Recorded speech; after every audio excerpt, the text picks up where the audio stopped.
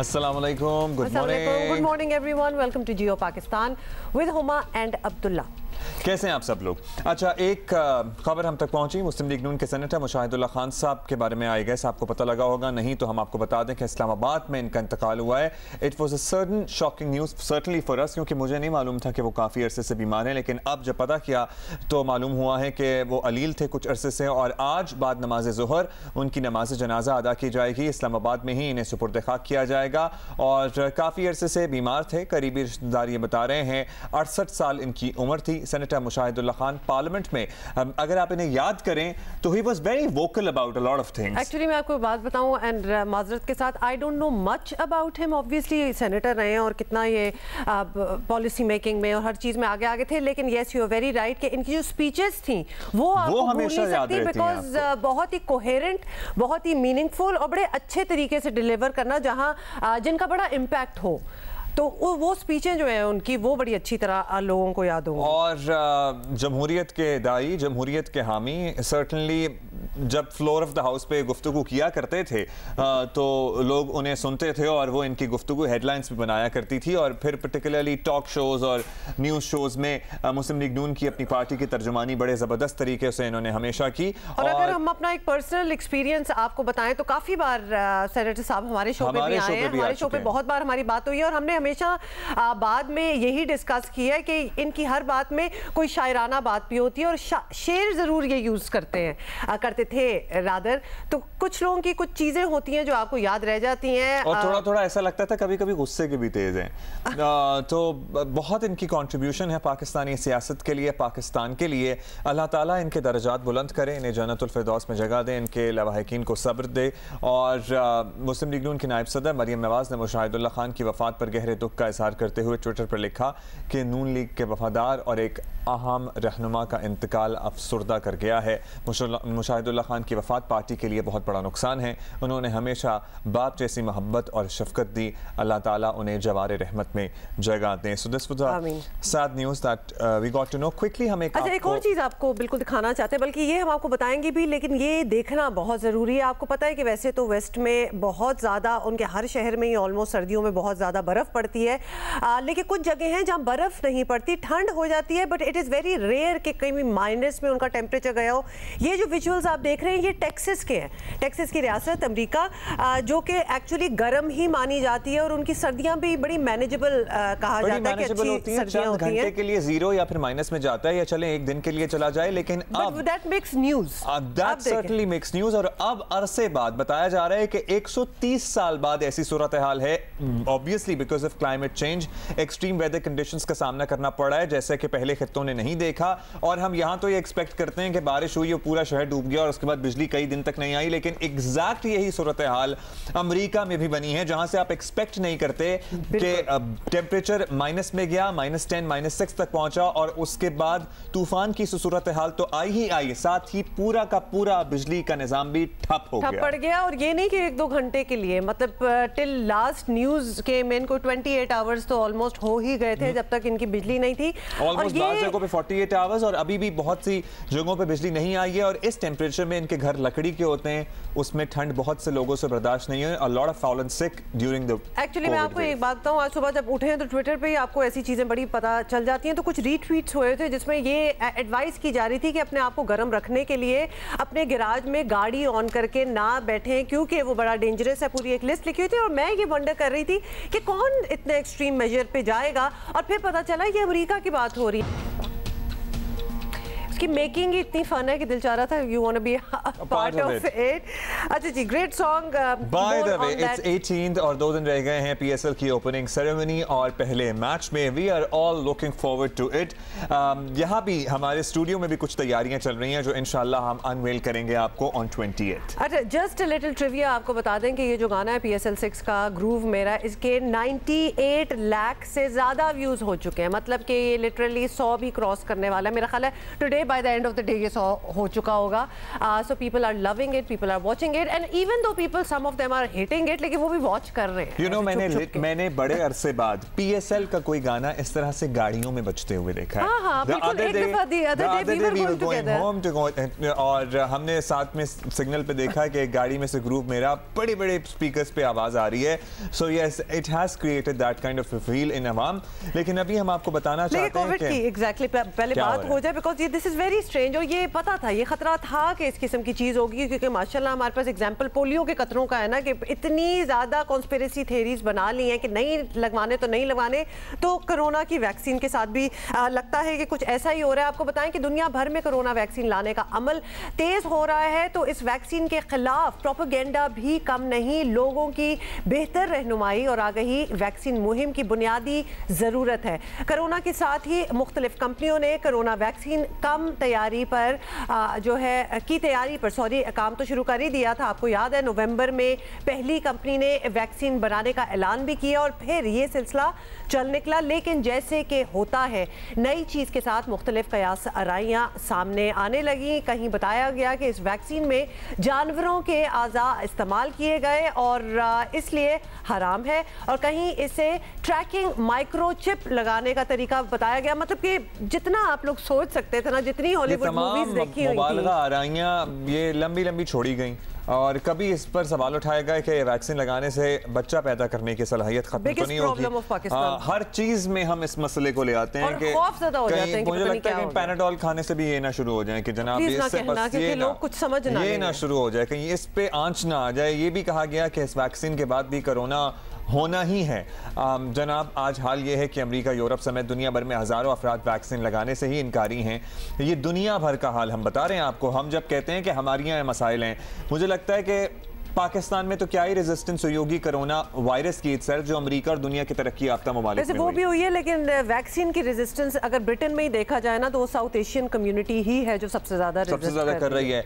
बरतानवी हुकूमत की अपनी रिपोर्ट के मुताबिक बरतानिया में मुकीम 40% से ज़ायद जनूबी एशियाई निजात पाशिंदे कोरोना वैक्सीन के बारे में मशकूक है। पाकिस्तान में भी सर्विस में बड़ी तादाद ये सामने आई है कि वैक्सीन नहीं लगवाना चाहती। वैक्सीन का मतलब है चंद लोग भी वैक्सीन से रह गए तो वबा फिर से सर उठा सकती है। पाकिस्तान में हाल ये है कि एक तो वैक्सीन आई ही मुश्किल से, वैसे तो अभी आई ही क्या है आम आदमी के लिए, अभी तो सिर्फ हेल्थ वर्कर्स लगवा रहे हैं, और जो रफ्तार है उस पर भी सुभान अल्लाह इंतहाई सुस्त है। हुकूमत को इस मामले में ज्यादा सरगर्म सर्टनली होना पड़ेगा। इसी भी जरा बात करते हैं कि मिसकंसेप्शंस किस तरह खत्म की जाएं। इन मिसकंसेप्शंस में कोई हकीकत है कि नहीं है। डॉक्टर अब्दुल बारी खान साहब CEO हैं इंडस हॉस्पिटल के, बड़ा मोतबर नाम है। आई होप कि अगर ये कोई बात कहते हैं तो लोगों को यकीन करना चाहिए। बिल्कुल डॉक्टर साहब, सबसे पहले तो आपसे यही पूछेंगे कि अगर हम वैक्सीन की बात कर लें, इंडस हॉस्पिटल भी उसमें शामिल था जिसमें कोरोना वैक्सीन पे एक्चुअली तहकीक की गई है, इसलिए हमने सोचा कि he is the most appropriate person. Absolutely, और कितनी बार हमने डॉक्टर साहब के साथ पहले भी बात की है। डॉक्टर बारी, दुनिया में कोरोना वैक्सीन आ चुकी है और लगाई भी जा रही है, लेकिन इसके साथ साथ मुख्तलिफ मनफी नेगेटिव बातें भी ऑब्वियसली आपको पता है, दे गो हैंड इन हैंड। तो कहा जा रहा है कि ये वैक्सीन महफूज नहीं, जिंदगी और सेहत के दीगर अमूर पर असरअंदाज होती है। तो क्या इन मामला में कोई हकीकत है? ये तो आपको पता ही है कि जब इसके वैक्सीन आती हैं तो उसके ऊपर ये बातें होती हैं, इसमें कोई हकीकत नहीं है, क्योंकि जो ट्रायल्स हुए हैं हमारे पास भी इंडस हॉस्पिटल में, पाकिस्तान में भी कैंसिनो बाय के तो हुए थे, ऐसा कोई वो नहीं है। इसका अब ये कि जो ट्रायल्स हुए हैं उसमें इमरजेंसी अप्रूवल मिली है, उसमें उसकी एफिकेसी और सेफ्टी प्रूवन है। अब ये कितना अर्से काम करेगी, किस वक्त तक, कितने महीने, कितने साल, ये वक्त बताएगा। जब आप लगा के उसको फॉलो करेंगे लोगों को तो तब पता लगेगा। डॉक्टर साहब, एक बात जो आमतौर पर ऐसी थ्योरीज देने वाले कहते हैं, ये जो हम कयास आराइयों की बात कर रहे हैं, वो ये है कि तमाम वैक्सीन जल्दी में बनाई गई हैं, इनके लॉन्ग टर्म असरात किसी को पता नहीं है। कहीं ना कहीं ख्याल शायद हमारे जहन में भी आता हो, तो हम आप ही से ये जानना चाहते हैं कि इस दलील में कितना वजन है।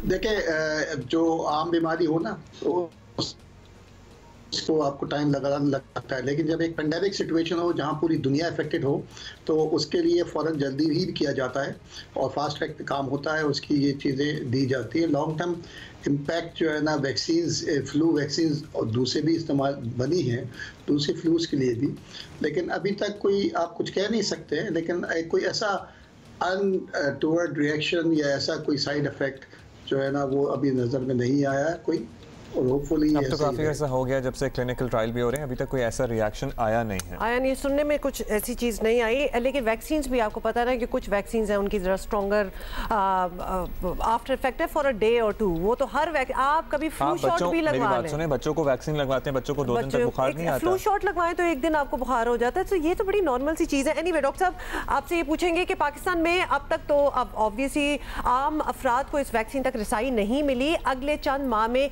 ये भी हो जाएगा इंशाल्लाह। तो क्या करें कि वो वक्त आने से पहले ही तमाम पाकिस्तान को कायल कर लिया जाए कि ये वैक्सीन ज़रूरी है और महफूज है, और इसकी आगे ही कैसे पैदा की जाए, बिकॉज अभी हमारे पास टाइम है ये करने को। देखें, इस पे रोल जो है ना बहुत इम्पोर्टेंट है कि मीडिया का रोल बहुत इम्पोर्टेंट है, जो प्रोफेशनल्स हैं, डॉक्टर्स हैं, उनका भी रोल इम्पॉर्टेंट है, और सबसे ज़्यादा जो मैटर करते हैं जिसमें आपकी गवर्नमेंट के लोग हैं जिनकी बात सुनी जाती है, और उससे ज़्यादा जो मजहबी रहनुमा हैं, वो जो किसी मज़हब के भी हों, उनका बाइन होना ज़रूरी है, ताकि वो उनकी आवाज़ सुनी जाती है, उनका इम्पैक्ट आता है। तो इसको एक होलिस्टिक तरीके से मल्टी सेक्टोरियल काम करना पड़ेगा। हम कब से पोलियो के लिए डॉक्टर साहब ये कोशिश कर रहे हैं, ये कोशिशें तो आपको पता है हो ही रही हैं। बहुत शुक्रिया डॉक्टर बारी हमारे साथ मौजूद थे, आप लोग ज़बरदस्त काम कर रहे हैं, इसी तरह जारी रखें इसको। अच्छा जी, अभी हम आगे बढ़ेंगे। जमशेद चीमा साहब हमारा इंतजार कर रहे हैं, स्पोक्स पर्सन पंजाब, हुकूमत पंजाब की ऑब्वियसली नुमाइंदगी कर रहे हैं, और ये कोरोना के हवाले से इनसे भी सवाल करने हैं। ये ज़रूर बताइएगा, सबसे पहले तो आपसे ये पूछना है कि पाकिस्तान में कोरोना वैक्सीन आ गई है, हेल्थ वर्कर्स को लगना भी शुरू हो गई है, लेकिन इंतहाई सुस्त रफ्तार है, तो इस पे एक तो टेंशन है कि बड़ी दुनिया में लगती चली जा रही है, और हमारे यहाँ तो अभी बिल्कुल सिलसिला इनिशियल स्टेज पे है। तो हुकूमत जो प्लान बताती रही है वो ये तो ऑब्वियसली नहीं था। इतनी कम वैक्सीन क्यों लाई जा रही है? सबसे पहले तो मुसर्रत साहिबा आपसे यही पूछना चाहेंगे। बेसिकली सुस्त रवि का शिकार बिल्कुल नहीं है। जो हेल्थ से रिलेटेड जितना भी हमारा अमला है, डॉक्टर्स है, फर्स्ट लाइन ऑफ डिफेंस है हमारी, उनको वैक्सीन लगाई जा रही है, लेकिन उसमें सुस्त रवि आप इसलिए नहीं कह सकते कि जितने हमारे पास अमला मौजूद है उससे ज़्यादा तादाद में वैक्सीन मौजूद है। लेकिन इस वक्त ये डिसाइड हुआ था कि ये हेल्थ डिपार्टमेंट से रिलेटेड जितने भी हमारे वर्कर्स होंगे, डॉक्टर्स होंगे, उनको लगेगी, और इसमें हम फोर्स नहीं कर सकते। और वैक्सीनेशन के लिए आप कभी भी कोई भी ये किसी भी इंसान के बेसिक राइट्स का हिस्सा है कि वो लगवाना चाहते हैं कि नहीं।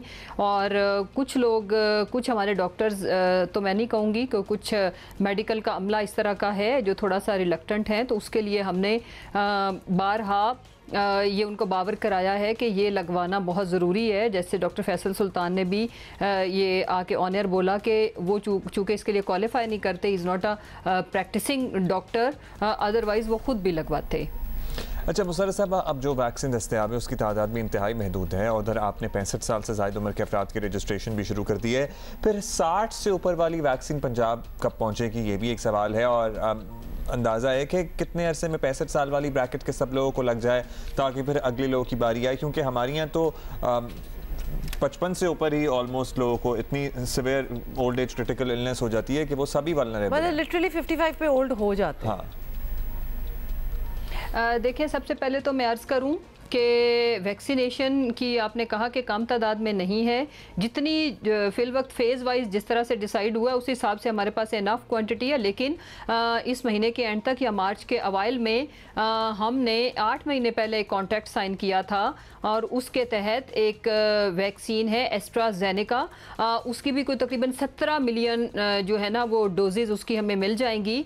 और उसके बाद साथ साथ हमारी वैक्सीनेशन भी आती जाएगी, साथ वैक्सीन आती जाएगी, और साथ साथ रजिस्ट्रेशन का अमल जारी रहेगा। जैसे कि आपको पता है कि 1166 के ऊपर हमारे जितने भी पाकिस्तानी हैं वो अपने बुज़ुर्ग हजरात उनके शनाख्ती कार्ड के नंबर के साथ उसमें उनकी रजिस्ट्रेशन करा सकते हैं। तो चलें ठीक है मुसर्रत साहिबा, एक और इशू जो कि एक्चुअली इस वक्त आलमी सतह पर ये इशू आ रहा है, नॉट जस्ट इन पाकिस्तान, के कोरोना वैक्सीन से मुतालिक बहुत सी कॉन्स्पिरेसी थेरीज हैं, और आप जानती ही हैं कि इस मामले में पाकिस्तान, मैं कहूँगी किसी से पीछे क्या आगे आगे ही रहता है। तो वैक्सीन आम लोगों को दस्तयाब होने से पहले कैसे यकीनी बनाया जाए कि लोग इस वैक्सीन को महफूज माने, तो ये बहुत बड़ा टास्क है। ये आगे ही पैदा करने का तरीका क्या आप लोगों ने सोच लिया, क्योंकि ये आएगा, ये ऑलरेडी स्टार्ट हो गया। अब तो आप देखें फर्स्ट वर्ल्ड कंट्रीज़ में हमारे से ज़्यादा बड़ी र्यूमर्स पाई जा रही हैं, हालांकि they are highly educated people. कोई भी बीमारी जब पहली दफ़ा आती है, जब उसकी वैक्सीन पहली दफ़ा आती है या उसका ट्रीटमेंट आता है, तो लोगों के खदशात बहरहाल ज़रूर रहते हैं, लेकिन उसका मतलब ये नहीं है कि हम ये जानलेवा बीमारी जिसका अभी इलाज भी नहीं है, और वैक्सीनेशन से अगर कुछ साइड इफ़ेक्ट्स होते तो कहीं भी अभी तक केसेस रिपोर्ट नहीं हुए कि अगर किसी में कोई किसी और बीमारी की वजह से किसी के डेथ का हो जाना या कॉम्प्लिकेशंस का हो जाना एक अलग चीज़ है, लेकिन इसके कोई इस तरह के एविडेंस सामने नहीं आए। अगर इस तरह की चीज़ होती है तो ट्रायल में ही वो रजिस्टर हो जाती है। तो होपफुली इंशाल्लाह पूरी दुनिया, पूरी आलमी कम्युनिटी है, उनके लिए हमें दुआगो भी होना चाहिए और हमें अपना रोल एज ए पाकिस्तानी ये प्ले करना है। और मैं आपकी शुक्रगुजार हूँ कि मीडिया इसमें बड़ा कंस्ट्रक्टिव रोल प्ले कर रहा है। आगे भी हम यही उम्मीद रखते हैं कि हमने उन लोगों को जो इसको समझते नहीं है, मैं आपके सामने बैठी हूँ और मैंने तो लगवाई भी जब ट्रायल चल रहे थे यूनिवर्सिटी ऑफ हेल्थ साइंसेज से, मैंने खुद को वॉलंटियर किया, मेरे मियाँ ने लगवाई और अल्हम्दुलिल्लाह मेरे में बहुत ज़्यादा एंटीबॉडीज़ बन चुकी हैं। तो हमें अपने प्यारों को महफूज रखने के लिए वैक्सीनेशन को लगवाने के अमल को र्यूमर फ्री करना है और उसमें हम सबको मिलकर अपना अपना किरदार अदा करना है। चले मुसर्रत साहिबा, thank you so much for your time. और मैं आपको कह रहा था ना कि हम भी वॉलंटियर कर लेते हैं। वही एक तरीका था लगता है कि वैक्सीन लगने का, अदरवाइज तो काफ़ी वेट करना पड़ेगा। इंशाल्लाह सारों को लग जाएगी। वैसे कल परसों में ट्विटर पे एक ग्राफ बड़ा वायरल हुआ था जिसमें बता रहे थे कि हमारे खित्ते में कितनी रफ्तार से कोरोना वैक्सीन लग रही है। तो श्रीलंका टॉप पे था, ऑफ कोर्स। श्रीलंका में तो आपको पता है इतने प्रोग्रेसिव में हर चीज़ आगे होती है। इवन बांग्लादेश हमसे बहुत आगे थे, हमसे तो मैं बताती हूँ कहाँ थे वो, बाकी सारे इंडिया, बांग्लादेश, श्रीलंका की बात हो रही थी, कहाँ वो थे और हम लिटरली स्ट्रेट लाइन पे थे। हम अभी जिसने इतनी अच्छी तरह इस चीज को कंट्रोल किया, टॉप पे थे हम। पूरी दुनिया पिछले साल तक हमारी बात कर रही थी, तो वैक्सीन में भी हमें बड़ा आगे होना चाहिए था। बाय द वे जो हमारे यहाँ फिनोमेना हुआ है ना, वही अक्रॉस द बॉर्डर भी अब दुनिया ऑब्जर्व कर रही है कि इंडिया में ऑलमोस्ट रोजाना 1 लाख केसेस सामने आते थे and they have dropped to 10,000 11,000 cases. By the way वहाँ टेस्ट भी बहुत वैसे तो ज्यादा होते हैं, आबादी उधर देखें, आबादी बहुत ज्यादा है। 10,000 so दुनिया इस पे भी सोच रही है कि इतना एकदम एज एन बहुत कम हो गया एज कम्पेयर टू आबादी। आप सोचें ना, तो आई गेस पूरी दुनिया में देखें वो थोड़ा थोड़ा तो कम हो ही गया। But anyway we'll talk about that later. और सेनेट इंतखाबात की बात बड़े दिन से हो रही है, लेकिन पीटीआई के अंदर से आवाज़ें उठना बंद नहीं हो रही हैं। कल पता नहीं मेरा नंबर किसी ने किसी आंटी को दे दिया, मेरी बहन की दोस्त की वो अम्मी थी, better be related to the story वो पीटीआई की बहुत अरसे से कारकुन है और उन्होंने मुझे फ़ोन किया और अननोन नंबर था, मैंने उठा लिया। फिर वो बेचारी रोना शुरू हो गई। क्यों बहुत डिसअपॉइंटेड? वो कहती हैं कि चले मुझे ना देते टिकटें, मैंने इनके लिए जेलें काटी हैं, मैंने इनके लिए मारे खाई पुलिस से, मैं 15 साल से पार्टी के साथ एसोसिएटेड हूँ, लेकिन उनको भी ना दें जिनको दे रहे हैं।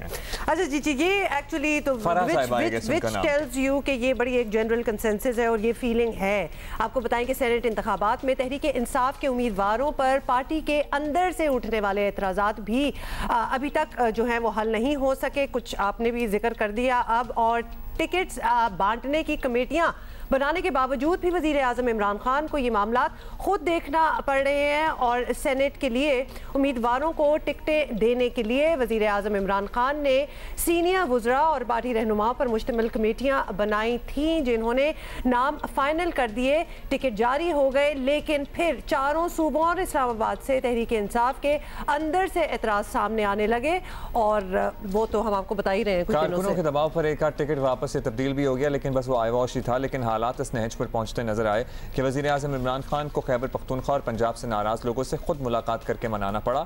सिंध के मेंबरान से भी कल रात वीडियो लिंक पर बात की और उनके गिले शिकवे सुने हैं। काबीना इजलास में भी यही जिक्र रहा। आखिरी इत्तलात तक कुछ लोगों के तहफ़्फ़ुज़ात अब भी बरकरार हैं। पाकिस्तान में सियासी जमातें शख्सियात के गिर्द घूमती हैं जिन्हें अटॉर्नी जनरल तलिस्माती शख्सियात का नाम देते हैं। वो जरदारी साहब हाँ, नवाज शरीफ हो या इमरान खान साहब हो। यही वजह है कि हर मुश्किल वक्त में इन शख्सियात को खुद आगे आना पड़ता है, जो जाहिर है कि किसी भी जमहूरी पार्टी के लिए कोई अच्छी बात नहीं है। जहां प्रोग्रेस कर गई है जमहूरियत, लेकिन सर्टनली उसके लिए जमहूरियत का प्रोग्रेस करना भी ज़रूरी है। अब पता लग रहा है कि फैसल वोडा साहब की जो सिंध से नामजदगी है ना, उस पर सिंध वालों को खासे एतराज़ात सिंध के अलावा भी। हाँ। अच्छा जी, हमें ज्वाइन किया अहमद बिलाल महबूब जो प्रेसिडेंट हैं पिल्डेट के, उन्होंने, और हमेशा अहमद साहब हमें एक्सप्लेन कर देते हैं कि एक्चुअली चीज़ किस तरह होनी चाहिए और अब किस तरह हो रही है। अहमद साहब बहुत बहुत शुक्रिया, आपने वक्त निकाला है। सबसे पहले तो हमें ये बता बता दें कि ये जो कंट्रोवर्सी होती है हमेशा ही होती है एक्चुअली, जब भी टिकट देने की बारी आती है सेनेट के लिए तो इस किस्म की बातें ज़रूर उठती हैं। आइडियली ये टिकट मिलना किसको चाहिए फ्रॉम एनी पार्टी? बहुत शुक्रिया। देखिए, पहली बात तो यह है, जब आप ये बयान कर रही थी कि पार्टी के अंदर बहुत सी ऐसी आवाज़ें उठ रही हैं, सवाल हो रहे हैं और वज़ीर आज़म को जो कि पार्टी के सरबराह हैं उनको फिर बजाते ख़ुद उन लोगों के साथ एंगेज करना पड़ रहा है, तो मुझे ये महसूस हो रहा था कि ये कितनी अच्छी बात है, कितनी पॉजिटिव चीज़ है ये जमहूरी मुल्क में और जमहूरी पार्टी के अंदर ऐसा ही होना चाहिए। ये कभी हो ही नहीं सकता कि आप जो भी फैसला करें उसके ऊपर हर आदमी का इत्तेफाक हो और हर आदमी उससे खुश हो। जितनी बड़ी पार्टी होगी, जितनी अवामी पार्टी होगी, जितनी पुरानी पार्टी होगी, उतना ही ज़्यादा उसके अंदर ऐसे सवालात पैदा होंगे, क्योंकि जो नशिस्तों की तादाद है वो तो बहुत महदूद होती है, और अगर बड़ी पार्टी है तो उसके अंदर बड़ी तादाद में कारकुन होंगे जिन्होंने अपनी जज्बाती तौर पे भी अपने आप को बहुत इन्वेस्ट किया होता है पार्टी के अंदर, तो उनके सवाल होते हैं। तो ये बहुत अच्छी बात है, मुझे जमहूरियत के लिए बहुत अच्छा लग रहा है। लेकिन इसके लिए आइडियल चीज़ तो ये है कि ये पार्टी की जो ग्रास रूट्स अप जो ऑर्गेनाइजेशन है वो इसमें इन्वॉल्व हो और उनके अंदर से फ़िल्टर होते हुए नाम ऊपर आए। कम से कम हर एक को एहसास हो कि उनकी बात सुनी गई है, उनकी बात से इत्तेफाक ना भी हो तो उनकी बात उनको एहसास हो कि वो डिस्कशन में शरीक हुए हैं फैसला करने के अमल में। ये अनफॉर्चुनेटली हमारी पार्टियों में नहीं होता, और ऊपर ही ऊपर टॉप पे एक कमेटी होती है ज़्यादा से ज़्यादा जो ये फैसले कर लेती है, जिसपे यकीनन पार्टी का हेड जो है वो डिसाइसिव फैसले करता है। अच्छा, लेकिन ये होना यही चाहिए कि सब लोग की इन्वॉल्वमेंट हो। अहमद साहब, आपको पता है ओपन बैलेटिंग, सीक्रेट बैलेटिंग पे एक बड़े अरसे से बहस चल रही है, उस पर अपोजिशन और हुकूमत का मुख्तलिफ मौक़िफ़ है। अब इलेक्शन कमीशन का भी सुप्रीम कोर्ट में मौक़िफ़ ये है कि सुप्रीम कोर्ट जो कह देगी मान तो लेंगे, और पार्लियामेंट भी जो कहेगी फैसला कर मानेंगे, लेकिन जो आइन की शिक है सीक्रेट बैलेट के हवाले से उसमें कोई इबहाम है नहीं।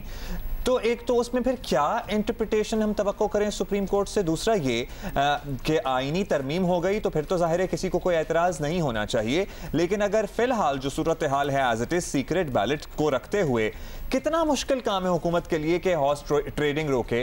माशाल्लाह कितनी फेडरल और प्रोविंशियल एजेंसीज हैं जो ये काम कर सकती हैं। उन लोगों को ट्रेस करना क्या बिल्कुल ही नामुमकिन है जो कह रहे हैं जी करोड़ों रुपए लेते हैं और फिर वोट बेचते हैं। उन लोगों के खिलाफ क्रिमिनल प्रोसीडिंग्स का आगाज करें और फिर आईनी तरमीम जब करनी है कर लें। सामने आ गई, अब तो कंफर्म हो गया, जब आईनी तरमीम करनी है कर लें। जी बिल्कुल सही बात है। मैं खुद भी इस बात से बहुत हैरान होता हूँ कि अर्जेंसी क्या है। पिछले 47 ईयर्स से इस सीक्रेट बैलेट के निज़ाम पे इलेक्शन हो रहे हैं, और अगर एक इलेक्शन और हो जाएंगे तो उससे क्या इतनी बड़ी तब्दीली वाक़ई हो जाएगी। ये जो भी महसूस करते हैं स्ट्रांगली कि इसको ओपनली होना चाहिए और ओपन बैलेट के ज़रिए होना चाहिए, वो इंतज़ार कर लें और इसको प्रॉपर तरीके के साथ असम्बली के अंदर एक बहस और तमहीज़ के बाद एक कंसेंसस डेवलप हो जाए तो भी ठीक है, वरना 2/3 मेजॉरिटी से इसके ऊपर एक दस्तूरी तरमीम हो जाए, उसके बाद ही होना चाहिए। इस वक्त वो मेरे नज़दीक, और आप बिल्कुल सही कह रहे हैं, मेरे नज़दीक तो जो आर्टिकल 226 है वो बहुत क्लियर है और ये दस्तूर की तरमीम के बगैर ये चेंज नहीं हो सकता। लेकिन इसके अंदर एक बारीक सा एक कानूनी नुक्ता है जिसकी वजह से PTI ने अदालत से कहा है कि वो इंटरप्रेट करे, लेकिन अदालत जब ये इंटरप्रेट करेगी तो इख्तलाफात उसके बावजूद बहुत से रहेंगे। तो उसके लिए बेहतरीन तरीका यही है कि इसको जो है दस्तूरी तरमीम के ज़रिए किया जाए। अब मुझे तो मुश्किल इसलिए भी लग रहा है कि अगर इन्होंने सुप्रीम कोर्ट ये कह भी दे कि कानून में तब्दीली के ज़रिए से भी ये मुमकिन है और वो ऑर्डिनेंस बरूए कार आ जाए, तो उसके बाद फिर इलेक्शन कमीशन को रूल्स बनाने पड़ेंगे। और रूल्स के बारे में जो इलेक्शंस एक्ट का 2017 का जो सेक्शन 239 है वो ये कहता है कि जब इलेक्शन कमीशन रूल्स बनाएगा तो 15 दिन देगा आवाम को उसके ऊपर अपने व्यूज़ देने के लिए, और उसके बाद वो फिर वो रूल फाइनलाइज होंगे। तो अब हमारे पास 15 दिन नहीं है। लेकिन अहमद साहब, जब आपको पता है कि अपने मफादात की बात होती है और जादू की छड़ी चलती है तो फिर सब कुछ हो ही जाता है अगर होना हो तो। जी, उसके लिए एक और ऑर्डिनेंस आएगा, लेकिन उसके नज़दीक उसके नतीजे में इख्तलाफात और गहरे हो जाएंगे तो ये कतन एडवाइजेबल नहीं है जमहूरियत के लिए, कंसेंसस के लिए। कोई बहुत बड़ा तूफान आने वाला नहीं है इससे। अगर 47 में नहीं आया, 47 ईयर्स में नहीं आया, तो अब भी नहीं होगा। तो मेरे ख्याल में ये इसको मौका देना चाहिए और फिर एक तवील गुफ्तगू के बाद और मुज़ाकरात के बाद अगले इलेक्शन से पहले को फैसला कर लें। अच्छा, एक सवाल जो हुमा ने शुरू में किया था, हुमा आप ही का सवाल मैं दोबारा से दोहराऊंगा, आप प्लीज़ रोशनी डालिएगा इस पे कि आइडियली ये जो अपर हाउस है इसमें किस तरह के लोग होने चाहिए जो कि लॉ मेकिंग में प्राइमरीली कंट्रीब्यूट कर सकें, और ख़ास तौर पे ये क्यों एक तासुर होता है अहमद साहब के you have to be influential, you have to be rich. वो रिचेस वाली बात ज़रूर आ जाती है, बल्कि रिचेस भी नहीं, वेल्थी होना, इन्फ्लुएंशियल होना। ऑफ कोर्स इसके अपने पर्क्स हैं, it works in a certain way, but senate में ही वो लोग क्यों जरूरी है? तो हम देखें ना, कोई डॉक्टर्स हों, कोई इंजीनियर्स हों, कोई मुख्तलिफ तरह के लोग होने चाहिए सेनेट में। जी देखिए, जो हम सियासत की डे टू डे रियलिटीज से प्रैक्टिकली उसमें एंगेज नहीं है हम लोग, तो हम तो ये बात इसी तरह ही कहते हैं और कहना चाहिए कि इसमें लोगों की एक्सपर्टीज़ होनी चाहिए, मेरिट होना चाहिए, वो लोग कुछ प्रोफेशनल्स होने चाहिए। लेकिन जो हकीकत है सियासत की, वो ये है कि सियासत को चलाने के लिए आपको बहुत पैसों की ज़रूरत होती है, पार्टियों को चलाने के लिए पैसों की ज़रूरत होती है। वो पैसे कहाँ से आते हैं? वो पैसे ऐसे ही इकट्ठे होते हैं कि आपके अंदर ऐसे लोगों को लेके आते हैं जो पार्टी को चलाने के लिए एक चंदा देते हैं। क्राउड फंडिंग जो होनी चाहिए वो नहीं होती कि आम लोगों से आप छोटे छोटे बिल्ड करें पार्टी के फंड्स को, वो नहीं हो पाता। फिर तो from the word go already premise he set इस तरह हुआ है कि हमेशा कोई लूप होल रहेगा डिस्क्रिपेंसी के लिए। जल्दी से ये भी बता दीजिएगा, टाइम बड़ा कम हमारे पास रह गया है, कि टू द ले मैन अगर आवाम सिर्फ ये सोचे तो open balloting makes perfect sense कि ये सारी चीज़ें आपको डिसरिगार्ड करने के लिए कि कोई इस तरह लेन देन ना हो पैसों का, निकालने के लिए ओपन बैलेटिंग ही होनी चाहिए। अब जो लोग नहीं मान रहे, जो पार्टी इस बात पर नहीं मान रही, उनकी रीजनिंग क्या हो सकती है? Why wouldn't everybody agree on a system जो कि बिल्कुल साफ शफाफ हो, क्लियर हो, नजर आए? There's a thing called secrecy of vote as well and ballot as well. हाँ, देखिए, जो क्विकली मैं बात कह सकता हूँ कि उन पार्टियों की तो रीजनिंग वो पार्टियां बेहतर जानती हैं, क्योंकि पार्टियों ने अपनी पोजीशन को तो तौर पर समझ कि हमारे मुल्क की जमहूरियत के लिए बहुत ज़रूरी है कि हमारी पार्टियों की जो टॉप लीडरशिप है वो पार्टियों को जिस तरह से पूरी तरह से कंट्रोल करती हैं, उस कंट्रोल को कुछ कम होना चाहिए। और ये जो आप अगर पार्टियों के अंदर ये ओपन बैलेट कर देंगे तो फिर जो पार्टी की टॉप लीडरशिप की गिरफ्त है पार्टियों के ऊपर, वो और भी सख्त हो जाएगी। और ये जो लेजिस्लेटर हैं फिर वो रोबोट बन जाएंगे कि जिस तरह से लीडरशिप आपको हुक्म दे आप उस तरह से वोट दें। इस वक्त उनको इंसान का अपना इख्तियार और अपना फैसला भी होना चाहिए। बहुत शुक्रिया आपका अहमदुल्लाह महमूद साहब हमारे साथ मौजूद थे सरबराह पिलडाट। और हम ये पैसों की लेन देन हमारा मसला है, सीक्रेट बैलेट हमारा मसला नहीं है। मतलब है हमारे यहाँ तो ये भी है ना कि बिरयानी, हमारे यहाँ एक वैसे मजाक बना हुआ है कि जो बिरयानी की प्लेट पे हम वोट दे देते हैं, हम जैसे आवाम की बात कर रहे हैं, तो हमारा बस चलता है बिरयानी पे, किसी और का बस चलता है करोड़ों पे। might be done with good heart and good ideas, पूरा आपका होगा, लेकिन उसमें लूप होल्स इतने होते हैं कि वो मिसयूज होने के लिए प्राइम किस्म के चांसेस होते हैं, एंड आई फील कि this is one of them. But anyway, अच्छा जी, इंडिया में एक लैंडमार्क जजमेंट जिसको कहा जा सकता है वो आई है, और उसके आपको पता है ना फिर असरात जो होते हैं वो पूरे रीजन पे ही होते हैं। ख़ास तौर पे अगर चीज़ अच्छी हो, पॉजिटिव हो और मुस्बत, तो आपको बताएं कि इंडिया में रोज़ एवेन्यू कोर्ट दिल्ली ने मारूफ एडिटर और साबिक बीजेपी वज़ीर मुबशर जावेद अकबर MJ अकबर, जिनको कहा जाता है कि जानिब से दायर हतक इज़्ज़त केस में खातून सहाफ़ी प्रिया रामनी को बरी कर दिया है। प्रिया रामानी की जानिब से अक्टूबर 2017 में वोग मैगज़ीन में उन्होंने एक ऐसे लिखा था, और इसके उन्वान से जो था वो बिल्कुल नाम नहीं लिखा गया था, जो कि इन्होंने एक लिखा था हाउ एन एडिटर अब्यूज्ड हर, और अपनी पोजीशन ऑफ पावर उन्होंने किस तरह यूज़ की। It was an anonymous letter जो कि उन्होंने लिखा। 1 साल बाद उन्होंने डिक्लेयर किया कि वो लेटर MJ अकबर के बारे में था। जनाब, उस ऐसे के बारे में जिसमें आप बात कर रही हैं, आर्टिकल के बारे में लिखा था कि आप जितने बासलाहियत लिखारी हैं उतने ही माहिर शिकारी भी हैं। उसके 1 साल बाद प्रिया रमानी अपनी एक ट्वीट में इंकशाफ किया कि वो शख्स मुबशर जावेद अकबर हैं, MJ अकबर के नाम से जो जाने जाते हैं। नाम जाहिर होने के बाद MJ अकबर मरकजी वजीर के ओहदे से सुबुकदोश होने पर मजबूर है। BJP से इनका ताल्लुक था, लेकिन उन्होंने प्रिया रमानी के खिलाफ हत्या के इज्जत का मुकदमा दर्ज किया था। लेकिन बात यहाँ ना रुकी। मजीद 15 से 20 खवातीन ने मुबशर जावेद अकबर पर हरासानी का इल्ज़ाम आयद किया, जिनमें अक्सर खवातीन का ताल्लुक सहाफ़त से ही था और इस वाक़े को भारत में मीटी मूवमेंट के सबसे हाई प्रोफाइल केस में शुमार किया जाने लगा है। फैसले के दौरान अदालत का कहना था कि खवातीन को अपने तहफ़्फ़ुज़ात के इजहार का मुकम्मल हक हासिल होना चाहिए। जिनसी इस्तेहसाल और हरासमेंट के खिलाफ खुलकर आवाज़ बुलंद करने वाली खवातीन की हिम्मत को सराहा जाना चाहिए। माहिर कानून सारा मलकानी हमारे साथ है और सारा हमेशा हमें मदद करती हैं समझने में। सारा, इस जजमेंट की इम्पोर्टेंस आपके सामने क्या है, सबसे पहले तो ये बताइए। देखिए, आई थिंक ये एक बहुत अहम केस है जो इंडिया में जो मी टू मूवमेंट चला है उसके लिए, लेकिन जैसे आपने जिक्र किया पूरे रीजन, पूरे बर्रे सगीर के लिए भी ये एक अहम जजमेंट है। और उसकी एक वजह ये है कि जो कवानीन के जो प्रोविजंस हैं इंडिया में इस क्रिमिनल डेफेमेशन के हवाले से, वो पाकिस्तान के पीनल कोड में भी मौजूद हैं। आपको जैसे पता है कि जो हमारे ख़ास तौर के क्रिमिनल कोड के जो कई प्रोविजंस हैं वो कॉलोनियल एरा से हैं और इंडिया और पाकिस्तान में सिमिलर प्रोविजंस हैं। तो जिस तरह इंडिया में मी टू मूवमेंट जब शुरू हुआ और जब औरतें सामने आईं तो उनको खामोश करने के लिए क्रिमिनल डेफेमेशन केसेस फाइल किए गए, जिस तरह MJ अकबर ने प्रिया रमानी के खिलाफ किया था, तो हमने यही चीज़ पाकिस्तान में भी देखी है।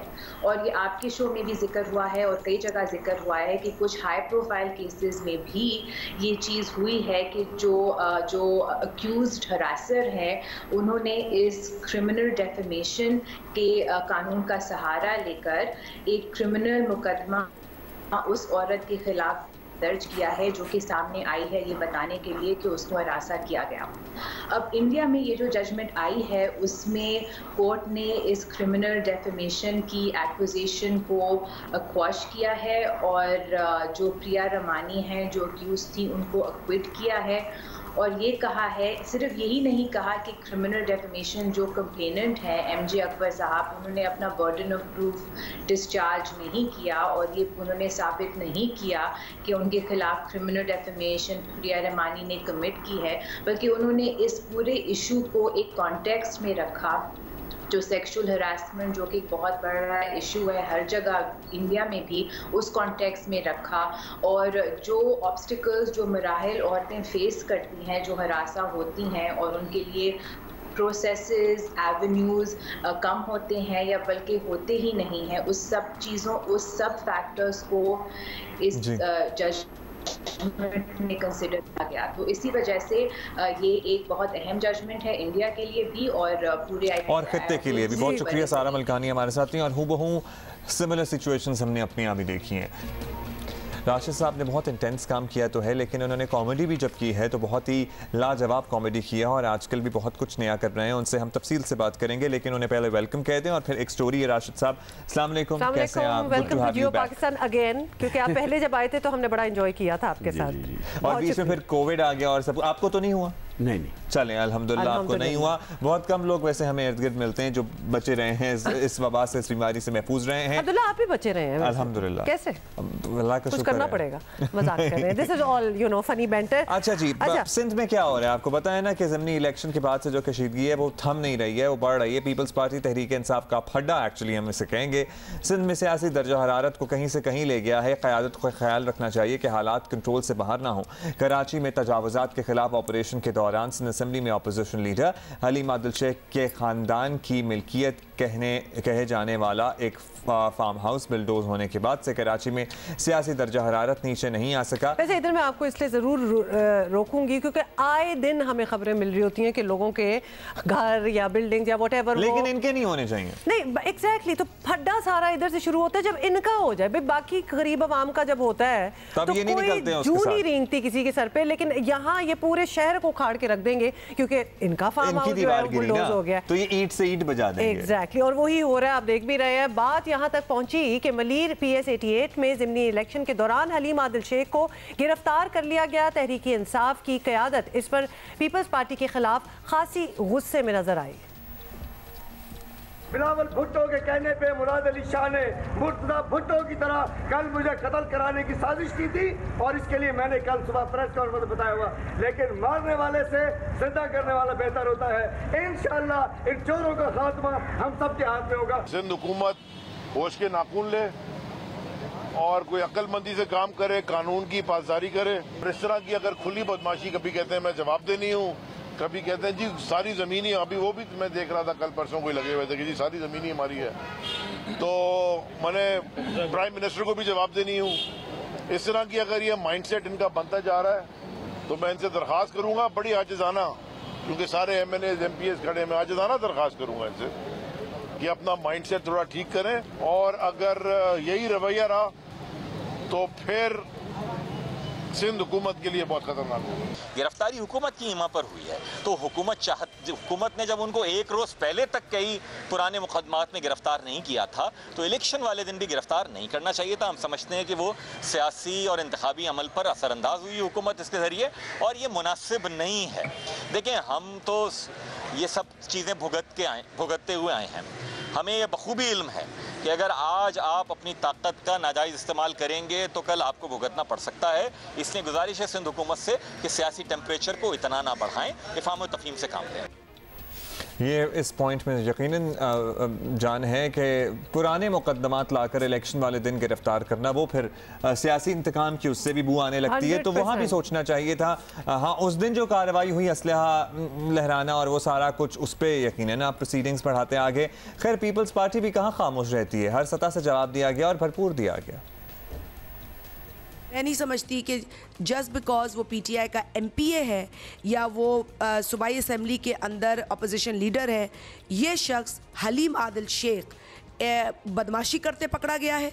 जो बदमाश की सज़ा होनी चाहिए वही इसकी सज़ा होनी। मैंने तो नहीं कहा था कि हथियार लेके आप वो सारे मॉडर्न किस्म के हथियार, यानी मैंने ये इंस्ट्रक्शंस दी थी, वो ये कहना चाह रहे हैं कि वो मॉडर्न हथियार खुद लेके और जो नज़र आ रहे हैं कि क्रिमिनल किस्म के लोगों को लेके वो जाए एक इलेक्शन की कॉन्स्टिट्यूंसी में जहाँ पे हथियार तो छोड़े, MPA MNA का जाना भी इलेक्शन कमीशन ने मना किया हुआ है। क्या मैंने इलेक्शन कमीशन को, मैं चीफ इलेक्शन कमिश्नर हूँ, कि मैंने उनको उधर से निकलने की हुक्म दिया उधर से? अच्छा, यहाँ पर ये कहना बहुत ज़रूरी है कि सिंध और ख़ास तौर पर कराची ऐसी जगह है जिसने सियासी तनाज़ात पर बहुत बुरे हालात देखे हैं। यहाँ के सियासी जमातों को तो और भी ज़्यादा मुहतात होने की ज़रूरत है, और अब अगर रहनुमाओं की ज़ुबान, जो कि भी हमने सुनी है, विटनेस की है, इतनी सख्त होगी तो सोचें कारकुनों को कौन समझाएगा। और इसी तरह फिर बातें जो होती हैं वो बिल्डअप होती हैं। पीपल्स पार्टी वाला ज़माना भी देखा है लोगों ने, तो की वजह से तो कह रहे हैं let's not go back there. हाँ, let's not go back there. रहनुमा पीपल्स, अल्लाह ना करे कि दोबारा शहर वहाँ पर जाए। रहनुमा पीपल्स पार्टी सिंध के वज़ीर तालीम सईद गनी साहब हमारे साथ मौजूद हैं। गनी साहब, ज़िमनी इंतखाब आम तौर पर बड़े पुरसुकून होते हैं, लेकिन इस बार कुछ ज़्यादा ही हंगामा हो गया। सिंध असम्बली के अपोजिशन लीडर को गिरफ्तार कराया गया, फिर इस पे लोगों ने सवालात उठाए कि पुराने मुकदमात लाकर आज याद आ रही गिरफ्तारी, तो पॉलिटिकल वेंडेटा की वो आने लगी और फिर मुकदमात इतने सारे बना डाले। क्यों आपको ज़रूरत महसूस हुई कि उन्हें गिरफ्तारी करना था, तो उस दिन ना करते, फिर बाद में जो उन्होंने किया उस पर गिरफ्तारी दे देते, या पहले कर लेते पुराने मुकदमात पे? देखिए, एक तो मेरा नहीं ख्याल है कि खैबर कोई बहुत ज़्यादा हंगामा हुआ, एक हल्के में कुछ मकामात पर हुआ, लेकिन जब से हलीम आदिल शेख साहब PTI में उनको कोई ओहदे मिले हैं, अल्लाह के फजल से वो जहाँ जहाँ गए उन्होंने फसादी करवाया है। और कल परसों भी 2 हल्कों में इलेक्शंस हुए हैं, सांगड़ में भी हुआ, कराची में। सांगड़ में हलीम आदिल शेख नहीं था तो कुछ नहीं हुआ, लेकिन कराची में था तो यहाँ हुआ। जहाँ तक मुकदमात की बात है, आपके चैनल्स में खुद सुबह से लेके दोपहर तक, जब तक ये सारा फायरिंग का वाक़या हुआ, वो सब दिखाते रहे। इलेक्शन कमीशन के कोड ऑफ कंडक्ट के मुताबिक जो MPA MNAs होते हैं उनके हल्कों में जाने पर पाबंदी होती है। लेकिन इलेक्शन से पहले भी तमाम ये लोग जाते रहे, हमने कभी शिकायत भी नहीं की इलेक्शन कमीशन में कि इनको रोका जाए। हालांकि इलेक्शन कमीशन ने खुद नोटिस जरूर जारी किए हैं। अब अगर ये सारी चीजें हो रही हों, अगर कोई ये कहे कि जी उस पर भी मुकदमा कोई सियासी इंतकामी कार्रवाई है, तो इसका तो मैं और कोई जवाब नहीं दे सकता हूँ। लेकिन मैं समझता हूँ कि कानून के मुताबिक ये कार्रवाई होती है, होनी चाहिए थी।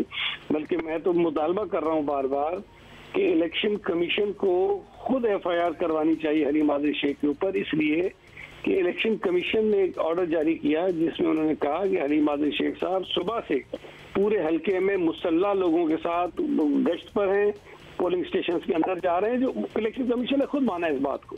तो अगर इलेक्शन कमीशन खुद ये मान रहा है और ये सारा क्राइम हुआ भी है, जुर्म हुआ भी है, फायरिंग हुई भी है, हंगामाराई हुई भी है, तो उस पर अगर कोई FIR कटी है तो मैं नहीं समझता कि उसको कोई इस अंदाज में पेश किया जाना चाहिए कि कोई सियासी इंतकामी कार्रवाई है। अच्छा Ghani sahab, although you make a point as well, लेकिन तहरीक इंसाफ और पीपल्स पार्टी सियासी मुखालिफ हैं, ऑफ कोर्स वी नो, और बयानबाजी चलती रहती है, लेकिन इस मामले पर ज़्यादा ही गर्मा गर्मी नज़र आ रही है हमें। और हम ये कह भी रहे हैं क्योंकि सियासी दर्जा हरारत जो है वो रहनुमाओं के लेवल पर इस जगह पहुँच जाए तो कारकुन भी मुश्तल हो जाते हैं, और ये आपसे बेहतर कौन जानता हो गया। क्या थोड़ा तहम्मुल दिखाकर बात अगर की जाए, हालात बिगड़ने से पहले ही उनको कंट्रोल किया जाए, वरना ऑब्वियसली फिर जिम्मेदारी भी तो किसी को लेनी होगी। देखिए, एक तो पाकिस्तान पीपल्स पार्टी से तो अब ये तवक्को ना करेंगे हम कोई ऐसी बात करेंगे, कोई साइड करेंगे, कोई मतलब ऐसी हालात पैदा करें जिसमें कशीदगी ज्यादा बढ़े। हमने तो PTI के गंद को इतना बर्दाश्त किया कि शायद ही कोई करे। असेंबली के अंदर जो कुछ ये करते रहे, असेंबली के बाहर जो कुछ ये करते रहे, जिस किस्म के अल्फाज ये इस्तेमाल करते हैं हमारी क़यादत के लिए करते हैं, हम तो बहुत बर्दाश्त करते हैं। लेकिन उसका ये मतलब तो नहीं है कि कानून अपने हाथ में ले रहे हैं, ऐसे काम करना शुरू कर दें जिसके ऊपर कानूनी कार्रवाई होनी चाहिए, हो सकती है, हम उस पर भी चुप रहें। एक हुकूमत में होने के नाते ये हमारी जिम्मेदारी भी है, हमारा फर्ज भी है। कोई भी शख्स कोई ऐसा काम करे जो खिलाफ कानून हो तो उसके खिलाफ कार्रवाई होनी चाहिए, हमने वो किया है। मैं नहीं समझता कि इसकी वजह से कोई हालात खराब हो जाएंगे, कोई सूरत पैदा हो जाएगी।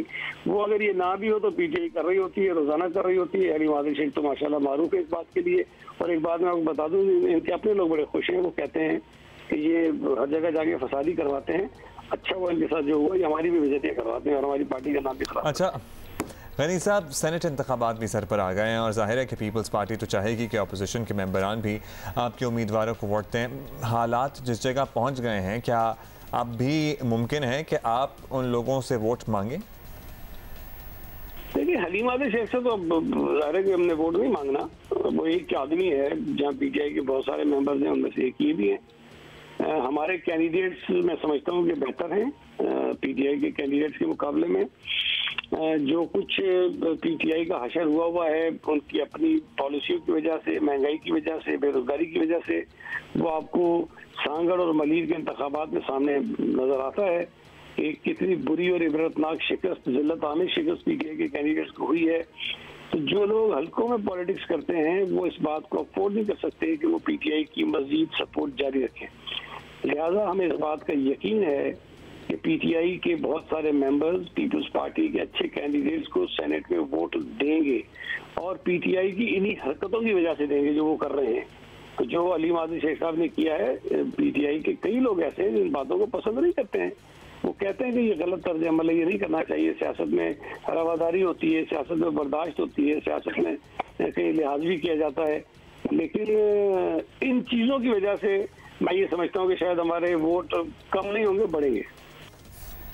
शुक्रिया, बहुत बहुत शुक्रिया सईद गनी साहब, आपने अपना पॉइंट ऑफ व्यू दिया है। And now will go to the other side, क्योंकि हम वहाँ से भी समझना चाहते हैं कि वो क्या सोचे रहे। मुझे बिल्कुल ना ऐसा लग रहा था मैं किसी खानदान की मीटिंग में बैठा हूँ, कोई एक इंसान उसका तज़किरा होता है, भाई वो तो वहाँ जाता है, फिसाद होता है। और अभी हमने दूसरी साइड ऑफ द स्टोरी सुनी है ना, तो आप और तैयार रहें, क्योंकि ऑब्वियसली कोई ना कोई एक वैसे हो सकता है, जरूरी नहीं है कि कोई एक कैरेक्टर हो ही हर खानदान में, लेकिन ऐसे ही किसी एक की परसेप्शन जरूर होती है कि जनाब वो तो बस जहाँ होता है होती है ना, वो फसाद जरूर। बड़ा ही दिल चाह रहा है कि राशिद फारूक साहब से भी पूछ रहे, ऑल्दो हम इनसे कोई इनका मौकफ नहीं लेंगे इस बारे में, लेकिन ये तो ड्रामों में भी हमने देखा है कि कितनी लड़ाइयाँ और इस किस्म की चीजें हो रही होती हैं, कोई एक फसाद ही निकलता है बीच में। ये हमारी बदकिस्मती है कि जिन लोगों को हमें संभालना चाहिए वो लोग अपने आप आपस में लड़ रहे हैं। जबरदस्त। तो हम क्या कर सकते हैं? हम खामोशी से देख सकते हैं और मुस्कुरा सकते हैं, जैसे आप लोग हंस रहे हैं। बहुत ही आपने अच्छी बात की, क्योंकि this is really the role of the अवाम, क्योंकि हम इस तरह इनोसेंट बाय स्टैंडर्ड्स की तरह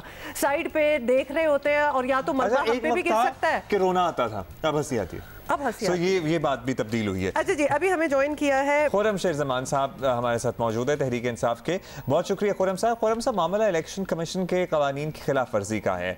अब एक्शन लिया इलेक्शन कमीशन ने और आप लोग इल्ज़ाम लगा रहे हैं, धमकियाँ दे रहे हैं पीपल्स पार्टी को, तो क्यों सियासी माहौल जो है कशीदगी की तरफ जा रहा है? देखें, फुटेजेस मौजूद हैं। हलीम आदिल शेख साहब मुसल्लह लोगों के साथ घूम तो रहे थे, मैं दंदनाता नहीं इस्तेमाल करता वर्ड, लेकिन वो ऑलमोस्ट वैसी सूरत हाल थी। नहीं, देखिए जी, ऐसा बिल्कुल भी नहीं है। ये तो एक तासुर ऐसा दिया जा रहा है कि इलेक्शन ने जैसे कह दिया कि गिरफ्तार कर लिया जाए। आप पढ़ सकते हैं, इलेक्शन कमीशन ये कह रहा है कि इनको इलाके से इलाका बदर कर दिया जाए, उनको एक्सपेल कर दिया जाए। लेकिन इन्होंने क्या करा, इन्होंने वहाँ पर आए इलेक्शन वाले दिन इन्होंने आके हलीम आदिल शेख साहब को अरेस्ट करा। और अरेस्ट करने के जो रीज़न्स थे वो रीज़न्स क्या थे? पहला रीज़न था उनके जो फार्म हाउस के ऊपर जो इन्होंने हमला किया था, जो आके इन्होंने कहा कि हम एंटी इंक्रोचमेंट का सिलसिला कर रहे हैं, उसके ऊपर इन्होंने आके जो ना इनको अरेस्ट किया। साथ साथ दूसरी वजह इन्होंने ये दी कि गडाब थाने के अंदर जो FIR थी उसके ऊपर आके इन्होंने इनको किया है। और तीसरा इन्होंने ATC की जो है दफ़ा लगा के इनको अरेस्ट किया है। तो मैं आपको बताऊं कि इलेक्शन कमीशन ने इलाका बदर करने को कहा था, एक्सपेल करने को कहा था। इनको बिल्कुल भी नहीं कहा गया था कि वो हलीम आदिल शेख को जो है अरेस्ट करके और CIA के ऑफिस के अंदर जाके बंद कर दिया जाए। अच्छा ठीक है, ये सब कुछ तो हमें समझ आ गया, लेकिन अब आगे करना क्या है? क्योंकि हलीम आदिल जो है वो गिरफ्तार हो गए हैं, आप लोगों ने धरना दे दिया, कोई जवाबी मुकदमा करवा लेंगे। गवर्नर राज लगाना होता तो ऑब्वियसली कब का लग गया होता, लगा चुके होते। और क्या कर सकते हैं? और ये हम आपसे पूछ इसलिए रहे हैं कि सिंध हुकूमत के खिलाफ आपके पास ऑप्शंस क्या रह गए? नहीं जी, देखिए, डेफिनेटली मुकदमा ऐसा तो नहीं हो सकता कि एक तरफ मुकदमा हो। मैं आपसे पूछता हूँ ना कि ये तो सबने देखा कि हलीम आदिल शेख की गाड़ी के ऊपर फायरिंग हुई, उनकी गाड़ी के ऊपर गोली का निशान भी है। उनके साथ जो कन्वाय के अंदर दूसरी गाड़ियाँ थी, हमारे PTI के वर्कर्स थे, उनकी गाड़ी के विंड स्क्रीन के ऊपर फायर करके जो है उसको तोड़ा गया, पथराव किया गया, डंडे मारे गए, मुक्के मारे गए। उन सारी वीडियोज़ तो आपके पास ही मौजूद हैं। तो डेफिनेटली केस तो होगा, हम बिल्कुल थाने में जाएंगे, मेमन गोड थाने में, और वहाँ पर जाके हम FIR की डिमांड करेंगे कि वहाँ पर पाकिस्तान पीपल्स पार्टी के जितने भी लोग वहाँ पर जो वहाँ पर इन्वॉल्व थे इन तमाम मामलात के अंदर, उनके खिलाफ ये FIR काटी जाए, क्योंकि ये पॉसिबल नहीं कि FIR की जगह काटी जाए। रही बात गवर्नर राज की, देखें, गवर्नर राज का तो ऑप्शन हमारे पास अवेलेबल है और ये किसी वक्त भी गवर्नर राज लग सकता है। जाहिर है कि जो हालात हम देख रहे हैं सूबे सिंध के अंदर कि आवाम के पास पीने का पानी नहीं है, स्कूलों में तालीम नहीं है, अस्पतालों में इलाज नहीं है, लॉ एंड ऑर्डर के हालात ख़राब हैं और अरबों खरबों रुपये की करप्शन जो है रोज़ाना की बुनियाद के ऊपर हमारे सामने आती रहती है। अगर हम ना कहें तो आपके सामने ऑडिटर जनरल पाकिस्तानों से हाईलाइट करता रहता है। तो मैं समझता हूँ कि अब ये वक्त आ गया है कि वफाकी हुकूमत को कोई ऐसा इकदाम उठाना पड़ेगा जिसके ज़रिए कम से कम सिंध के लोगों की ज़िंदगी को जो है बेहतर ज़रूर किया जाए। अदरवाइज़ पाकिस्तान पीपल्स पार्टी तो इसी तरीके से सूबे को लूटती रहेगी, क्योंकि कुछ इल्ज़ाम तो वो हैं ना जो हम लगाते हैं। आप कह लें कि हम झूठे हैं, हम बुरे हैं, लेकिन जो चीज़ें ऑडिटर जनरल पाकिस्तान लिख रहा है क्या वो गलत हैं? अच्छा, अभी अचानक से खुर्रम साहब हलीम आदिल शेख की गिरफ्तारी के बाद करप्शन के ऊपर गवर्नर राज आपको याद आ रहा है, तो मुझे वो ज़रा समझ नहीं आ रही। These two things don't connect with each other. लेकिन अब पिछले 4-5 हफ्तों में होने वाले जो ज़मीनी इंतखाबात हैं, इस पर भी ज़रा आप गौर कीजिएगा। आप और आपके इत्तेहादी हार रहे हैं, आम इंतखाबात से भी कम वोट मिल रहे हैं। इनफैक्ट तहरीक लब्बैक को PTI के उम्मीदवारों से ज़्यादा वोट मिल रहे हैं। तो आप लोगों को तो सोचना चाहिए कि आपने क्या डिलीवर किया अब तक वफाक में, जिस पे अगर आप वाकई डिलीवर कर रहे होते तो लोग कहीं तो आपको ज़्यादा वोट देते ना। ये बात याद रखा जाए कि हमेशा से जो ज़िमनी इलेक्शंस होते हैं उसमें हमेशा वही जमात जीतती है जिसकी सूबे के अंदर हुकूमत होती है, क्योंकि आवाम को ये तासुर होता है कि 18वीं तरमीम के बाद जितने भी मसाइल हैं आवाम के वो हल तो करने सूबाई हुकूमत ने है ना। तो लोगों को ये तासुर है, इस वजह से हमेशा ज़िमनी इलेक्शंस के अंदर आपने देखा कि अगर पंजाब में भी आप देखिएगा इलेक्शन होंगे या KP में होंगे तो रिज़ल्ट आपको नज़र आएगा कि जो सूबाई हुकूमत है वो जीतेगी। इसी तरीके से यहाँ पर भी यही हुआ है। लेकिन कराची का जो ज़िमनी इलेक्शन है उसमें तो बेटे ने बाप से भी ज़्यादा वोट ले लिए और परसेंटेज जो है वो पोलिंग की कम है, रिजल्ट ज़्यादा आ रहा है। इन सारी चीज़ों को देखना पड़ेगा कि देखें, मैं जीत या हार के ऊपर बहस नहीं कर रहा, लेकिन ये नंबर ऑफ़ वोट ज़रूर देखे जाएँ।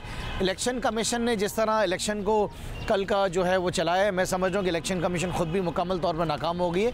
कल का इलेक्शन फ्री एंड फेयर नहीं था, हम ज़रूर मान रहे हैं कि हार हुई है, लेकिन जो रिज़ल्ट आया है वो एक्सेप्टेबल नहीं है। आपके सामने और रिज़ल्ट अब ज़रूर देखिएगा उसे। अच्छा जी, रिज़ल्ट एक्सेप्टेबल नहीं है, लेकिन हार को एटलीस्ट मान लिया। बहुत शुक्रिया आपका, खुर्रम शेर हमारे साथ मौजूद थे। अभी हम छोड़ें, आगे बढ़ते हैं और हमारे मेहमान जो मौजूद हैं यहाँ पे, राशिद फारूकी साहब। टीवी का एक जाना पहचाना नाम, टीवी क्या, अब तो फिल्मों का भी एक जाना पहचाना नाम। मुख्तलिफ हमने इन्हें किरदारों में अदाकारी करते हुए देखा है, सराहा है। थिएटर से अपने सफ़र का आगाज़ करने वाले राशिद साहब आज पाकिस्तानी आर्ट फिल्मों का भी एक बहुत अहम हिस्सा समझे जाते हैं। जब भी किसी स्पेशल कैरेक्टर की बात होती है ना, तो राशिद साहब का नाम लोगों के जहन में ज़रूर आता है when they are casting somebody for an important role.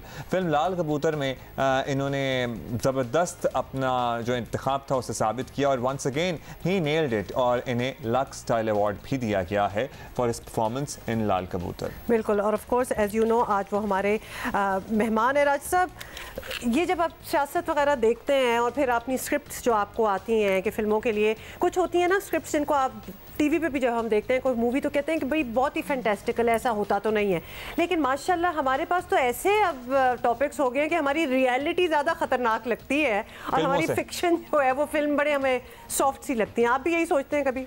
बिल्कुल, मुझे ये सारा कुछ जितना भी जो कुछ पॉलिटिक्स में सुनता हूँ, देखता हूँ, तो मुझे एक प्रोसेस का हिस्सा लगता है।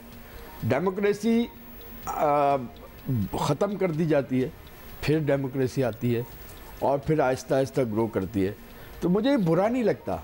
एटलीस्ट जमहूरियत तो चल रही है, मतलब ये हिस्सा है प्रोसेस का। अभी ये लड़ रहे हैं, कहीं ना कहीं कुछ ना कुछ जमहूरी फैसले भी हो रहे होंगे, कहीं ना कहीं अवाम को भी शामिल किया जा रहा होगा।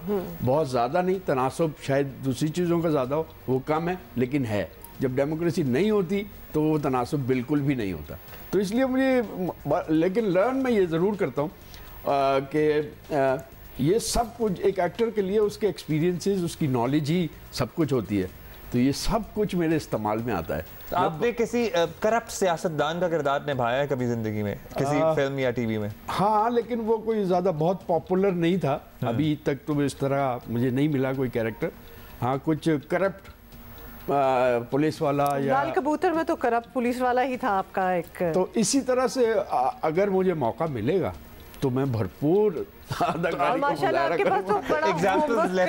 बिल्कुल हमारे माशरे में मुस्तकिल यही हम देख रहे हैं, वो उसको हो रहा है, उसको हो रहा है। लेकिन एट द सेम टाइम हम ये कहेंगे, डिस्क्लेमर ये देना है कि जाहिर है कि हम करप्ट को पॉलिटिशियंस के साथ नहीं जोड़ सकते। सिर्फ हम जिस भी फील्ड में चले जाएं, कोई भी इंसान हो, हर कोई अपने लेवल की करप्शन कर रहा है और बहुत से ईमानदार सियासतदान भी हमारे मुल्क में सिस्टम में मौजूद हैं। 100% and if I may add, this is not Pakistan specific, मतलब ये पूरी दुनिया में होता है, ये एक निज़ाम है और इसी तरह होता है। बहुत जहाँ अच्छे अच्छे लोग भी होते हैं वहाँ बुरे भी होते हैं, जहाँ बहुत बुरे होते हैं वहाँ बहुत अच्छे वाले भी होते हैं। सब आजकल क्या मसरूफियात है आपकी, क्योंकि बाकी तो हमने आपकी फिल्में, आपका talent, we know you so well, और जब आप किसी को इतना लुक अप टू करते हैं जो आपका आर्ट है, तो फिर इंतज़ार रहता है कि अगली चीज़ क्या आ रही है। कुछ तो मैं कॉमेडी की तरफ जा रहा हूँ, दो मेरे सीरियल हैं जो कॉमिक हैं, तो कॉमेडी मुझे इसलिए भी मज़ा आता है कि जो पिछला सीरियस सा काम हो जाता है वो मेरी शख्सियत पे जब असरअंदाज होने लगता है, तो मैं ढूंढता हूँ कुछ ऐसा जिससे मैं उस चीज़ को तोड़ सकूँ, तो वो मुझे बड़ा मज़ा आता है। एक और चीज़ मैंने इनिशियली है कि मुझे आर्ट्स काउंसिल ने कहा कि आपने जो कुछ किया है पिछले दिनों, तो आप हमारे साथ शेयर करें, हमारे स्टूडेंट्स के साथ शेयर करें। तो मैंने एक वर्कशॉप सी डिज़ाइन की। वंडरफुल। और आइडिया यही था कि थोड़ी देर के लिए ये जो स्टूडेंट हैं इनको एक्टर बना दिया जाए और इनसे एक्टिंग करवाई जाए। तो ये एक 2-3 घंटे की वर्कशॉप मैंने की 2 क्लासेस के साथ। अगर वो कामयाब होती है और आर्ट्स काउंसिल मज़ीद समझता है, तो मेरी ख्वाहिश होगी कि मुझे फैकल्टी में रखें, मैं एक क्लास लूँ, मैं एक्टिंग जो कुछ भी मेरे अंदर अभी तक आया है मैं उसे वापस करूं इस सोसाइटी को। सर्टनली देखिए ये ज़बरदस्त सोच है, क्योंकि आप ही जैसे मेंटर्स हैं, आप ही जैसे अदाकार हैं जिनसे आने वाली नस्लें सीख सकती हैं। बहुत कुछ सीखने के लिए आपके पास मौजूद है। कोविड में राशिद साहब एकदम हुआ था ना, सारा मुल्क बंद हो गया था, तो शूटिंग्स भी सारी खत्म हो गई थी, रिकॉर्डिंग्स भी रुक गई थी। फिर आहिस्ता आहिस्ता मुझे लगता है ये वो इंडस्ट्री है जिसने बड़ा जल्दी कम बैक किया और वापस लोग सेट्स पे आना शुरू हुए। लेकिन एट द सेम टाइम लोग बीमार भी बहुत ज़्यादा पड़ना शुरू हो गए, क्योंकि कितने ही अदाकार दोस्तों को मैं जानता हूं जिनको फिर शूटिंग के दौरान ही कोरोना भी हो गया। तो आपने ये अरसा घर पे गुजारा, आपके प्रोजेक्ट्स चल रहे थे, क्या हुआ? शुरू में तो मैं काम कर रहा था और मैं इस्लामाबाद में काम कर रहा था, एक प्रोजेक्ट कर रहा था, तो वापस आया मैं और फिर मुझे एक हफ्ते के बाद जाना था तो लॉकडाउन हो गया। फिर 2.5 महीने मुझे घर में बैठना था। वो इत्तेफाक ऐसा था कि पहले कुछ काम किया हुआ था तो उससे चलता रहा गुजारा। 2.5 महीने के बाद थोड़ा सा रोड्स खुल गए, वही इस्लामाबाद से वापस कॉल आ गई, तो मैं अपनी फैमिली को लेके इस्लामाबाद चला गया और फिर हमने काम किया। बावजूद रिस्क बहुत था, लेकिन अल्लाह का शुक्र है कि नहीं हुआ। कुछ 1-2 लोगों को हुआ, लेकिन उन्हें भी सिम्टम्स तो नहीं हुए, बस उनका टेस्ट पॉजिटिव आया और उसके बाद उनको अलग कर दिया गया, फिर हम काम करते रहे। अच्छा राशिद साहब से मैंने ज़रूर एक ब्रेक में भी हम बात कर रहे थे और अभी दोबारा हमने ब्रेक लेनी है, तो पहले मैं सवाल छोड़े जाती हूँ और सोच लेंगे कि एक जो जिस बंदे का काम इतना सीरियस हो और वो सीरियस रोल्स करते हुए ज़्यादा प्रोमिनेंट होता है, उसको कोई डायरेक्टर्स प्रोड्यूसर्स कॉमेडी कैसे ऑफर करते हैं? मतलब एक एक्टर का टाइप कास्ट होना बड़ी ख़तरनाक चीज़ है, लेकिन इसका जवाब आप सोचें। हम ब्रेक ले रहे हैं, बस थोड़ी देर में वापस। अच्छा राशिद साहब हमारे साथ मौजूद हैं, लेकिन हम बड़ी ही ज़बरदस्त स्टोरी पे बात करने वाले हैं लाहौर में, जिसके बारे में भी मुझे लगता है एक मूवी या सीरीज बन जानी चाहिए। सर्टनली बननी चाहिए और राशिद साहब का तो एक किरदार होना ही चाहिए। लाहौर में जब से मेट्रो बस शुरू हुई है, इसमें मुसाफिरों की एक बड़ी तादाद सफ़र करती है और इनमें एक फैज़ान अहमद भी हैं जो 4 साल से मेट्रो पर सफ़र करते हैं। एक छोटे से गाँव से उठ के लाहौर आया और उसके बाद वहाँ अपने सिलसिले को आगे बढ़ाया और इन्होंने सिर्फ इसको अपने आप तक महदूद नहीं रखा। इन्होंने अपने 4 साल सफ़र के दौरान जो लोगों के मुशाहिदात थे, जिन लोगों से उन्होंने मुलाकात की, उसको एक तहरीर की शक्ल में ढाल दिया और वो कहानियाँ अपने तक नहीं रखी, हम सब तक पहुँचाई हैं। Faizan Ahmad has just joined us और अपनी किताब का नाम है उनका लाहौर बाय मेट्रो। हमें तो नाम भी बड़ा अच्छा लगा है। फैज़ान, आप मूव हुए एक छोटे शहर से, आप कह रहे हैं कि लाहौर आप मूव हुए और आपने मेट्रो का सफ़र स्टार्ट किया, लेकिन ये आइडिया कि इसको डॉक्यूमेंट किया जाए, ये कैसे पैदा हुआ?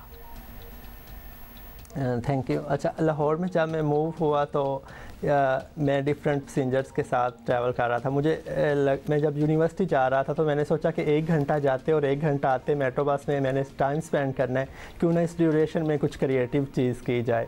मैंने लोगों को ऑब्ज़र्व किया तो मेट्रो बस के पैसेंजर ना सिर्फ लाहौर के थे बल्कि वो पाकिस्तान के डिफरेंट एरियाज़ के थे। अगर एक दिन मुझे कोई पैसेंजर ईस्ट पंजाब से मिल रहे हैं तो अगले दिन हुंजा से मिल रहे हैं, उससे अगले दिन कोई कोयटा से मिल रहे हैं, कोई कराची से मिल रहे हैं।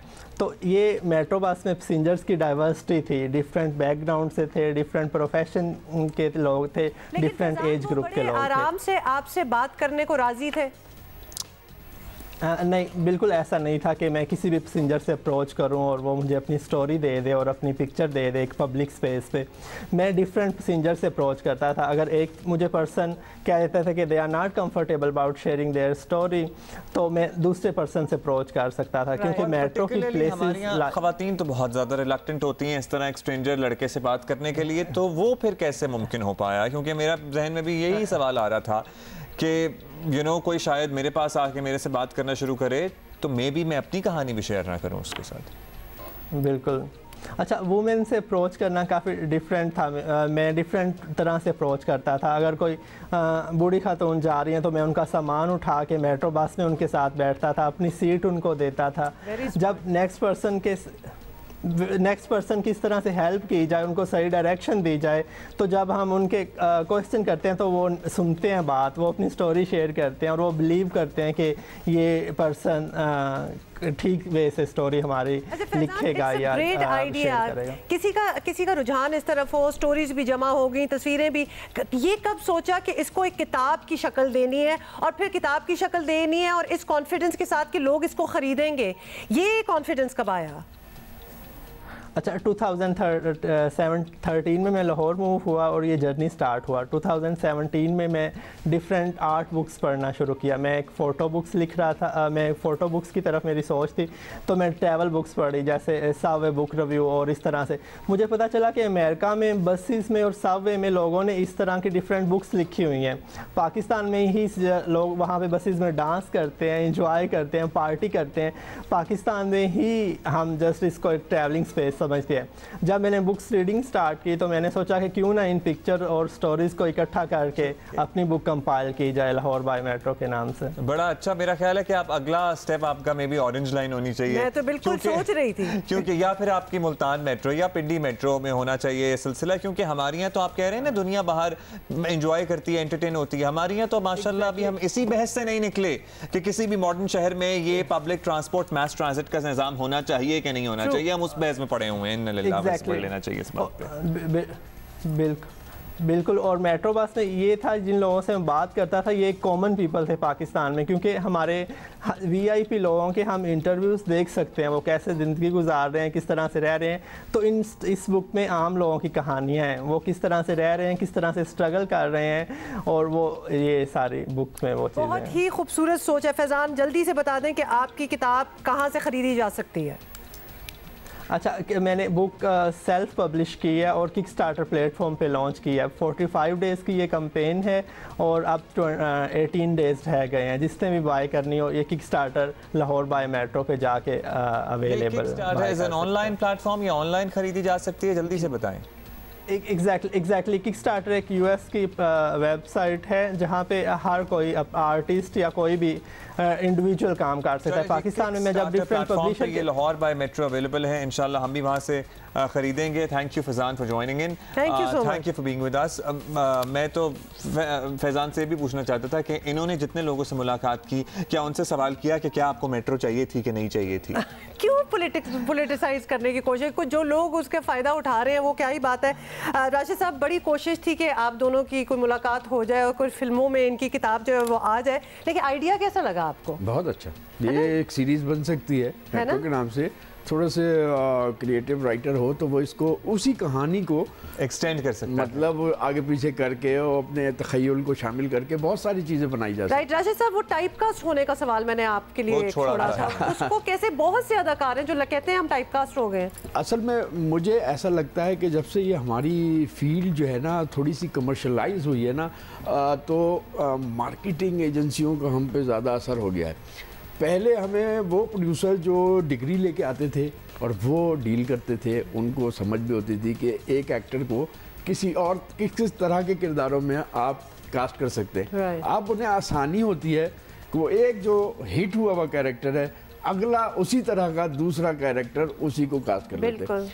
इसका हल ये है कि आप इंतज़ार करें उस वक्त तक जब तक आपको अपनी मर्जी का कैरेक्टर ना मिले। अच्छा, आपने अदाकारी तो कि हम क्विकली ये भी इसके बाद पूछेंगे कि आपका खुद प्रोडक्शन और डायरेक्शन की तरफ कोई रुझान है कि नहीं है। ये इसके लिए हमें इंतज़ार करना पड़ेगा, इसके लिए आपको भी इंतज़ार करना पड़ेगा, क्योंकि अभी हमें एक ब्रेक लें। इधर राशिद साहब तो हमारे साथ मौजूद, लेकिन अभी आपको हमने क्विकली बताना है कि गवादर बंदरगाह का फ़ायदा पड़ोसी मुल्क अफगानिस्तान को भी मिलने लगा। चीनी की पहली खेप गवादर बंदरगाह से अफगानिस्तान भेजी जाएगी और इससे पहले हज़ारों मेट्रिक टन खाद भी अफगानिस्तान भेजी जा चुकी है। तारिक मुइन सिद्दीकी ने एक तफसीली रिपोर्ट तैयार की है, मज़ीद जानते हैं उनसे। गवादर पोर्ट से अफगानिस्तान के लिए सामान की तस्सील शुरू हो गई।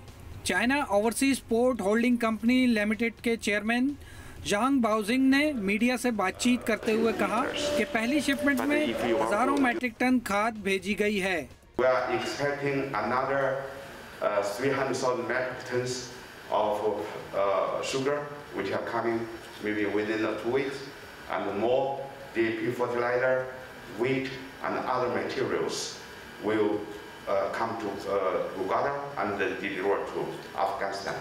And according to the strategy of the government, it will not only go to Afghanistan, it also will be the gate of Middle Asia countries like Tajikistan, Kyrgyz, Uzbekistan, etc. उन्होंने कहा कि खित्ते की अहम तरीन बंदरगाह गवादर पर अब तक $500 मिलियन खर्च किए जा चुके हैं।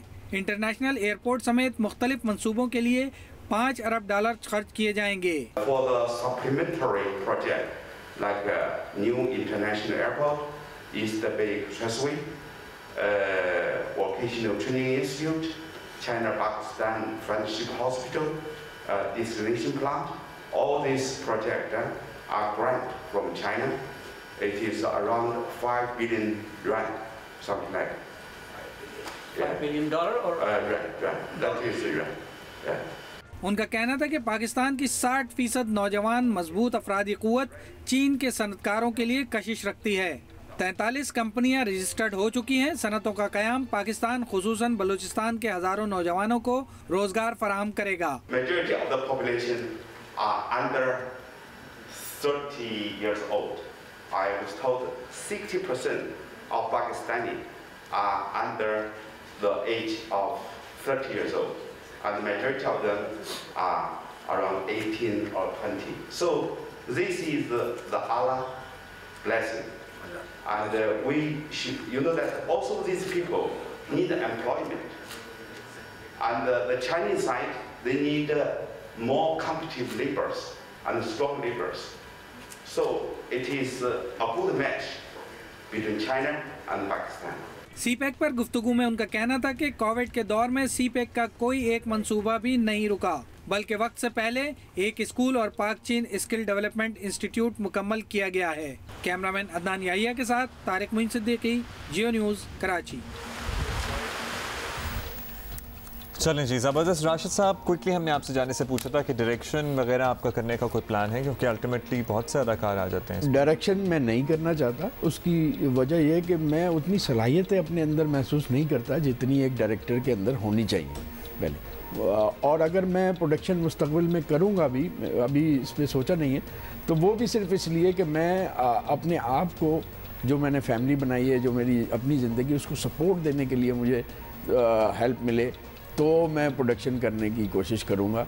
अदरवाइज वो भी मैं नहीं करना। अदरवाइज अदाकारी में आप खुश हैं माशाल्लाह, मतलब वो मुझे मज़ा ही उसमें आता है। मैं अपने आप को बेहतर महसूस करता हूँ कोई अच्छा एक्ट करने के बाद। का बहुत सारी चीज़ें तैयार करते हैं इधर उधर से। आपने ऑनेस्ट रिप्लाई दिया है, क्योंकि अक्सर एक लेवल पे लोग जब पहुंच जाते हैं तो फिर उनको एक होता है कि जी हम ये भी कर लें वो भी कर लें, लेकिन आप बड़े इत्मीनान है ऐसे हैं, आप मुतमईन हैं अपनी पोजीशन से ज़िंदगी में, वो आपका बेस्ट है। चलिए, thank you so much Rashid sahab. अब आपसे इजाज़त लेंगे, इंशाल्लाह we gonna see you tomorrow. Thank you for writing in to us. Bye.